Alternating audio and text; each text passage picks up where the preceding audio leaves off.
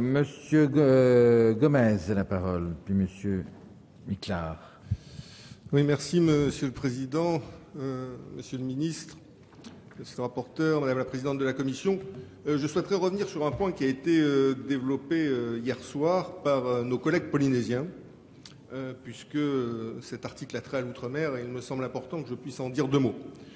Nous souhaitons bien évidemment que nos collectivités du Pacifique, qui sont dans une situation d'autonomie extrêmement large à l'égard de l'ensemble national, puissent également bénéficier du dispositif des emplois d'avenir. Je sais que dans la réponse, puisque mes collègues ont eu l'amabilité de me la faire connaître, la réponse qui a été apportée hier soir, vous avez indiqué à juste titre que, eu égard aux compétences qui sont les nôtres, et en ce qui concerne la Nouvelle-Calédonie, nous exerçons toutes les compétences quasiment, à l'exception des compétences régaliennes. Et donc, bien évidemment, en ce qui concerne le droit du travail, ses principes directeurs comme le reste, c'est bien de la compétence de la Nouvelle-Calédonie.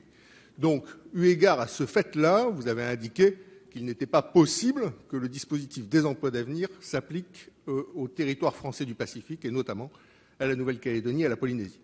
Monsieur le ministre, je vous demande de bien vouloir examiner la possibilité de contractualiser, comme vous allez le faire avec les régions, en ce qui concerne ces emplois d'avenir, avec les collectivités de Nouvelle-Calédonie et de Polynésie française, sous réserve que celles-ci adaptent leurs droits positifs, et notamment leur droit du travail, conformément au texte qui a vocation à être adopté par l'Assemblée nationale.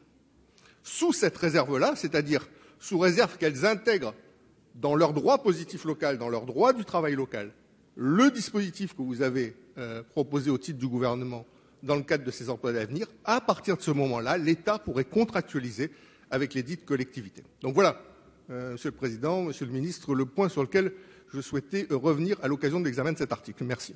Je voudrais juste répondre de quelques mots. Pardon.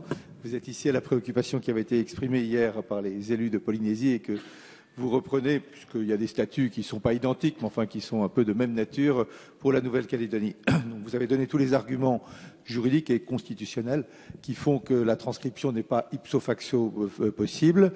Je suis tout prêt à ce que nous regardions ensemble, et c'est la proposition que j'avais faite aux élus de Polynésie, mais nous pouvons parfaitement l'étendre à l'ensemble du Pacifique, que nous regardions des conditions dans lesquelles d'une manière ou d'une autre, une aide pourrait être apportée. Donc, dans ce débat, ça n'est pas possible, mais je vous propose que nous continuions ce type de discussion hors de l'hémicycle et compte tenu des particularités statutaires qui sont les vôtres.